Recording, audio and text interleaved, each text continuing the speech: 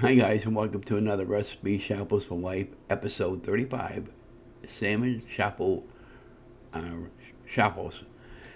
Wow, that's a big mouthful. So this came out really great. Just doing some experiment with a can of salmon. I did buy a small can of shrimp that'll be coming up in the next video.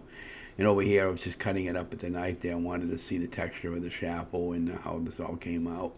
And then when I took a taste out of it, it tasted kind of like almost like a tuna fish because I had put mayonnaise in it. And you could probably put some celery in it or something like that, or maybe a couple cherry tomatoes or something like that, just giving them options. So what I did was I drained out a can of salmon and then I set some aside and then put a little bit of mayonnaise in it to top of the chaffle off with. And then I ended up taking 1 cup of mozzarella cheese. I took 1 egg. I took 1 tablespoon of almond flour.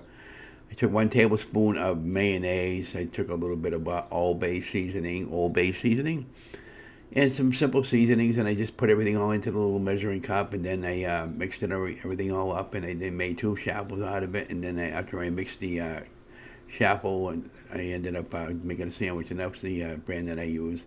But anyways, we'll just go right into the recipe, and don't forget to give me a thumbs up, like, share, and subscribe. But from this point on, it'll be just music. I forgot to mention that in the video over here, just before I started mixing everything all up there, I ended up adding about a half of a small can of salmon into the measuring cup, and then I forgot to add the mayonnaise in here, and then I added it at the end. I forgot to film out that part, but I think you get the idea. So let's go right into the recipe, and again, thank you for watching.